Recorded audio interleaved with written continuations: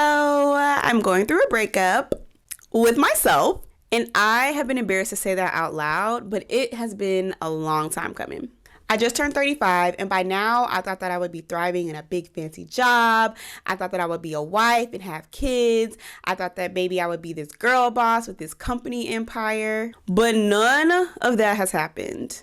Time is slipping away from me. Yeah. I'm jobless, I'm single, and I am so unsure of what next steps to take, and that is so uncomfortable for me. You see, I have always been the high-achieving, rule-following good girl with a plan. I did everything by the book. It was all a lie. Guys, it was all a lie. She lied. This video is for anyone who knows that God is calling them out of the life that they thought that they wanted. You see, God's doing something new here. You're starting to have new desires. You're starting to have new perceptions of things. You're starting to have new goals. And you know that you need to step out of your old life, but that is messy and scary. And you may have a lot of fear knowing that you need to pivot. And I do too, because the world tells us that you should have it all together by your 30s, but I have nothing together. Everything is in shambles. But I know a God who is a way better orchestrator than us. So I am starting my life over, redesigning my life, but I'm going to do it with God this time. And I'm going to share how I'm going to do it. Here we go. 5, 10, 20, 50, 100, pass it around. Hey friend, my name is Elena, helping you to glow up in your faith, your finances, and your life. I don't know if it's just me, but there's something about the 30s that makes you want to reconsider everything you thought you ever wanted. It started with me 2 years ago when God started asking me to surrender the things that I have been placing my trust and my confidence in. This was 2023. And he began to do something new. He called me to leave my sorority that year. He called me to do a lot of forgiving and healing things and emotions that were keeping me stuck in anger and unforgiveness. He called me to let it go. He called me to stop wearing wigs and weave and to start focusing on my confidence in him. And all those things, that was a lot. All those things felt life-shattering at the time until 2025 came in the picture. In 2025, God turned the heat all the way up. And it felt like loss was happening even more frequently in my life. In the beginning of last year, my stepdad, who had pretty much raised me since I was a little girl, suddenly passed away, and that just shattered my whole little world. A dear friend ghosted me without giving me any explanation of why she didn't want to talk to me or be friends anymore. The job that I was in rescinded a promotion that would have led to a move to Detroit, which was like my dream city at the time. I had fallen in love with Detroit. And so there was a loss of a job promotion, yes, but there was also a loss of moving into the city and starting a new life there. And then there was a loss of the job completely because I ended up deciding to leave at the end of last year. So I quit my job. And I was frustrated because in my mind, I had been pursuing God more than ever, but my life was crumbling around me. I was scared. I was insecure. I was angry. I was lost. I'm still kind of lost.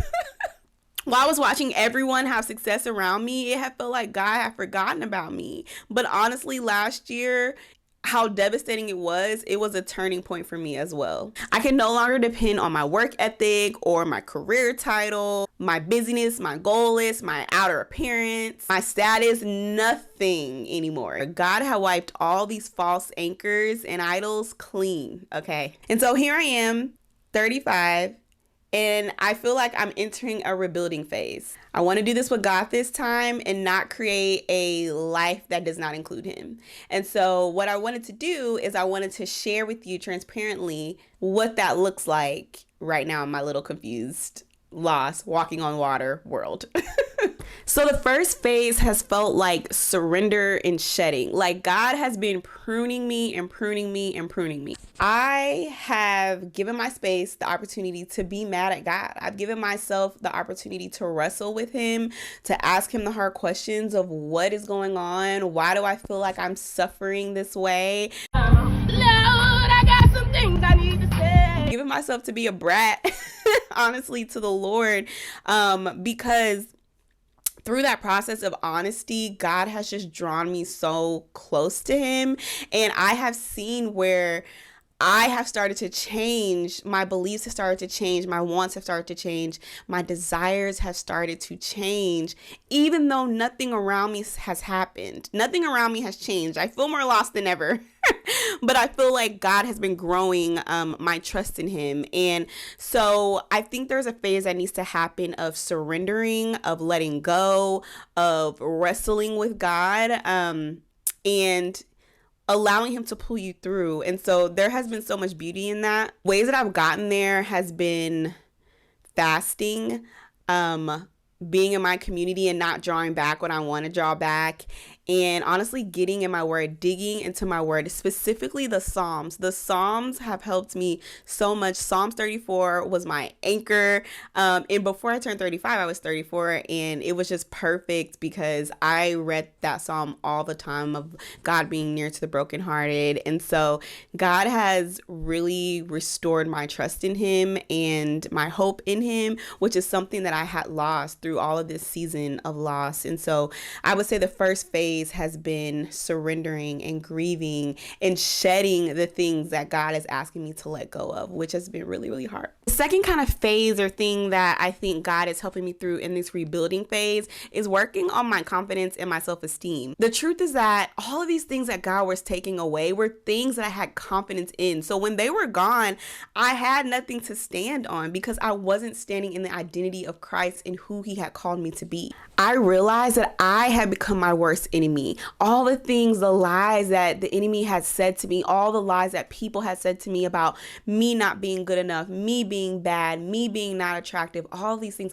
I had begun to say them to myself. And so during the process of grieving and shedding and being honest with God, God started to show me like, hey, you are your own worst enemy. You are the one holding yourself back. You are the one that is not walking in your potential because you're trying to put your value in all of these things that do not align with me. And so that has been really, really hard. I want to do a separate video specifically diving deeper into self-love and esteem. But the thing is that even if God gave me the husband, if he gave me the job, if he gave me all of my heart's desires, I was not in the capacity to love and steward them well because I didn't love myself, not without all the extra stuff. I didn't love myself, just me, without any bells and whistles. And so in this time, God has helped me to really work on my self-esteem and my confidence, which has started in his word, started learning what he thinks about me and having the revelations of God show me who I am.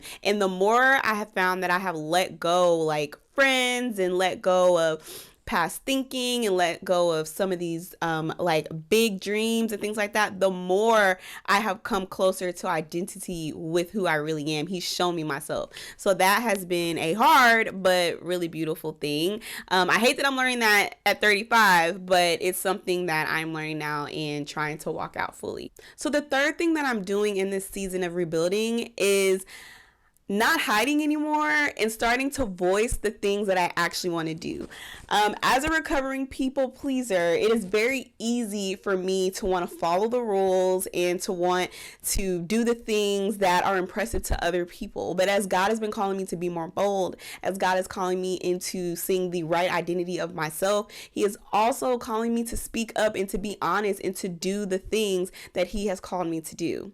So with that, there are a few tangible things that I want to work on that have been very scary to say out loud because I feel stupid and I feel weak and I feel inferior. But God said he is strong when we are weak. And so I'm trying to hold on to the anchor that in my weakness, I have strength in the Lord. And so one is growing as a content creator. I want to grow this platform and help people become stronger in their faith and stronger in handling their finances. And I have tried to be like a content creator for probably the last 10 years. I've probably started 2 YouTube channels. I had a podcast. I had a blog. I have done it all, but I always get to a certain point and I quit because I get insecure. And so as God is working on my confidence, he's also helping me to live that out by not just living out, not just having the faith, but having the action behind it. He has definitely called me to walk out the confidence that he is teaching me. And so often I abandon that. The second thing that I want to do is I want to show up physically my best in this season. I want to invest in my appearance, not to attract attention or men or whatever, but I want to invest in my appearance in this season because of the love that I have for myself. And this love is something that has been growing. Like, even the confidence to just like wear my natural hair has been like a huge thing for me, because I have thought that in order to get like a certain status or be noticed by certain people, I have to look a certain way. With also showing up physically as my best, this also is going to apply to my home. I want to beautify my home, you guys. I want to spend time and care into creating a place that feels loving, that feels cozy, that feels creative. And so in this season of rebuilding, I plan to put some money aside to invest into glowing up my house. Okay, so hopefully I'll take y'all on that journey with me. The last thing that I want to work on in this season of rebuilding is going out more. I have been a hermit crab. I have been hiding. A lot of that has been grief, and a lot of that has been insecurity. So I want to do more solo dates. I want to do more solo traveling, and just, yeah, living life confidently and out loud. And so I have definitely been a hermit crab over the last couple years, but I want to start connecting with the world around me again, doing things in my city, all that stuff. Okay, so the fourth thing that I want to talk about is money, because how are you going to finance your rebuilding phase? You don't have a job, honey. You said you were jobless. And that is sort of true. That's true. I don't have a job as in a W-2, but when I had made the decision that I was going to leave my job, I started to stack money aggressively. And so over the last year, I saved about a year's worth of expenses, which is such a blessing. So over the next 3 months specifically, I want to pay myself $3,800, which is what it takes to cover all of my basic needs. So my mortgage, insurances, food. I am keeping a Pure Barre membership and a gym membership because mental health is wealth. Okay. But that is what's going to come out of my savings for at least the next 3 months while I kind of like navigate the waters and figure out and listen and see what's next and like do content and like travel and test all that stuff. And then I have a side business that I started 5 years ago as a photographer. I do photography for sports teams and like seniors, like grads in the area. And so right now I'm kind of in my busy season with that. And so every time that I make money with that business, I put it back into my savings account. And so that has helped me a lot. I don't make like a ton of money, maybe like 15 to 20,000 a year. I mean, that's a lot. That's a lot. 20,000 a year, that's kind of a lot. But I try to save all of that money and either put it back into the business or put it into my savings account. So that's what I plan to do with that. And then beyond the next 3 months, we'll see. I may do some like freelancing. My trade is like PR. So I may do some freelancing. I may work at a coffee shop. Who knows? But I'm giving myself this space to figure it out as I'm rebuilding and just kind of like listening to what God wants me to do. I know that money can be a big reason why people do not pivot, why people do not explore this rebuilding. I'm grateful that I have enough to do that, but this is what I preach on my channel of being better stewards of your money, working on paying down debt so that when the time comes when you're like, I know God is calling me out of this job. I know he's calling me to write a book. I know he's calling me to start a business. You can do that because you have the finances, and I'm super passionate about that. So this is a season of confusion, maybe delusion. So I don't know if this resonated with anyone, but there's something about the 30s that holds a mirror to yourself and make you look at yourself. And I know that I have been playing small. I know that I have been playing in a confined box because I've been scared. And so I hope that this is a season of like water walking and really seeing what the Lord is going to do. So come along with me as I share more about this journey, focusing on my 3 goals that I mentioned. And yeah, I will see you in the next video. Let's do this and cry. No, we won't cry. Bye.